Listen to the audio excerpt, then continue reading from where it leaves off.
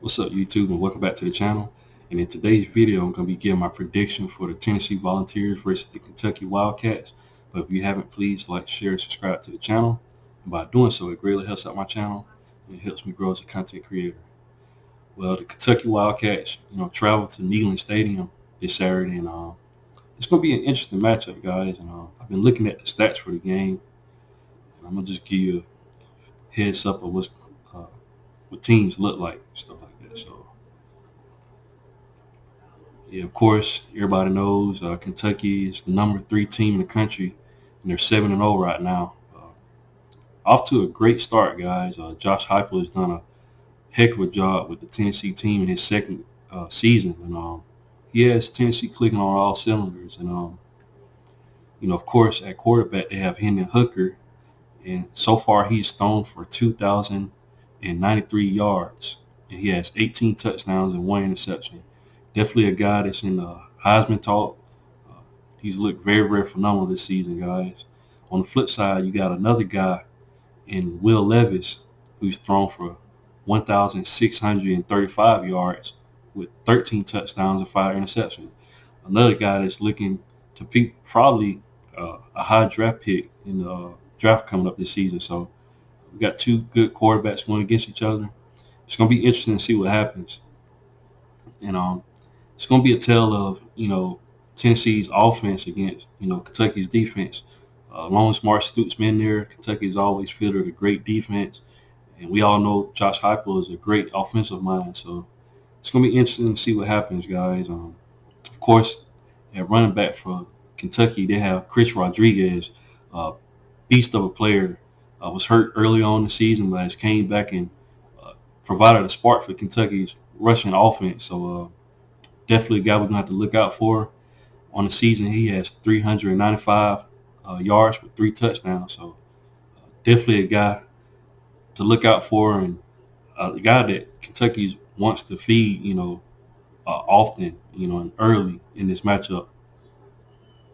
Tennessee has Jalen Wright, and he has 405 yards with 4 touchdowns. So both teams have two great running backs, leading the rushing attack for both teams.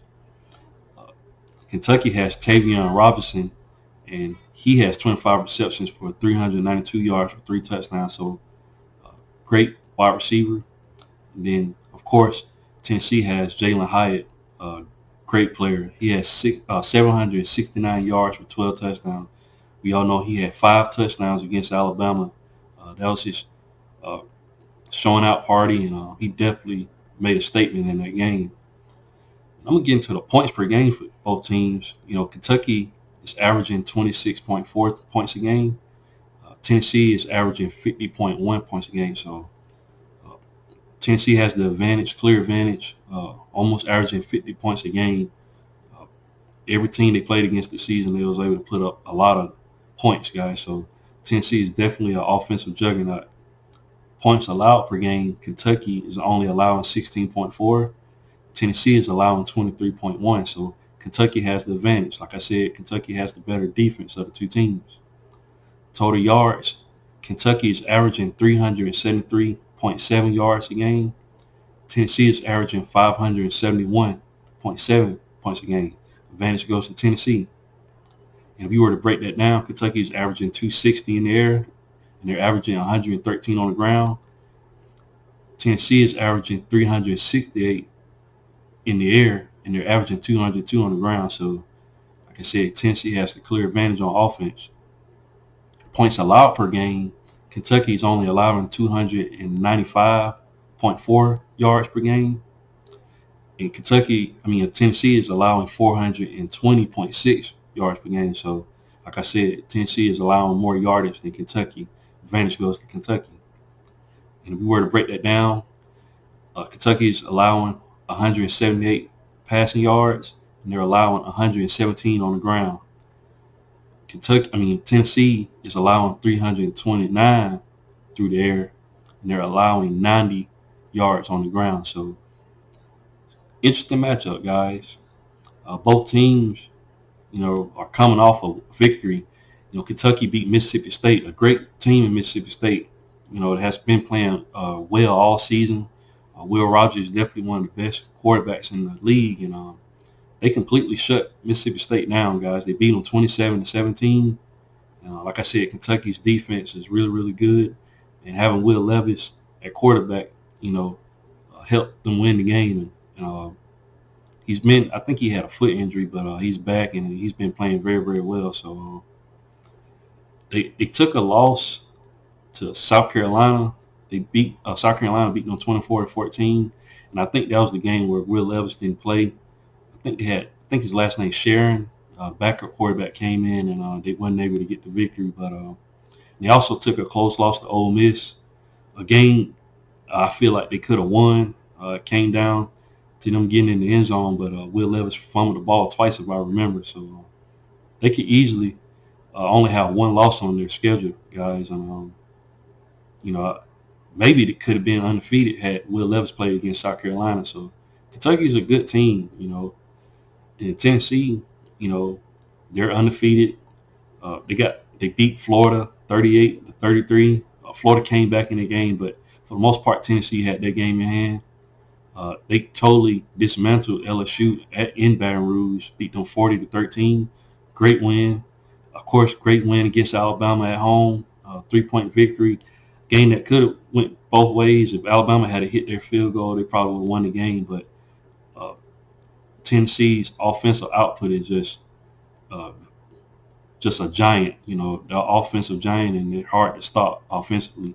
And of course, they're coming off a 65-24 victory over UT Martin. So, like I said, the telltale going to be, you know, Tennessee's offense versus Kentucky's defense. And it's going to be interesting to see what happens. I'm looking at the spread. The spread is 12.5 points. I'm going to give my prediction. I believe Tennessee is going to get the victory here at home. I was looking at Kentucky's defense. They're good on the back end, but I've seen some at times, you know, they don't really have a good pass rush. And you've got to have a pass rush going against Tennessee's offense, because if you have, you know, Hendon Hooker just, you know, have time in the pocket, he will pick you apart. And even when you put pressure on him, he's able to scramble out the pocket and extend plays. Like I said, Tennessee has so many different ways they can attack you on defense. And if I had to give a prediction, I'm thinking somewhere between, I say, 31-28. I think this is going to be a slow game. I think Kentucky's going to try to slow the game down and try to grind it out, run the ball. And that'll be a good strategy going against a team in Tennessee that can score fast. You want to keep the ball away from them, you know, as much as possible if you can. Kentucky's known for doing that, trying to slow down the game and try to control the pace of the game. But I think Tennessee in the end, you know, they're able to score so fast. I think, you know, it's going to be hard to stop Tennessee based on what I'm saying. And I just don't see Kentucky being able to, you know, keep up with them if they had to go score for score. But I can see Kentucky slowing the game down, trying to keep the ball away from them. But in the end, I got Tennessee winning the game. But what do you guys think? You know, leave your thoughts in the comment section. And if you haven't, please like, share, and subscribe to the channel. And I'll definitely be back with more college football content. Thanks, guys, and roll tide.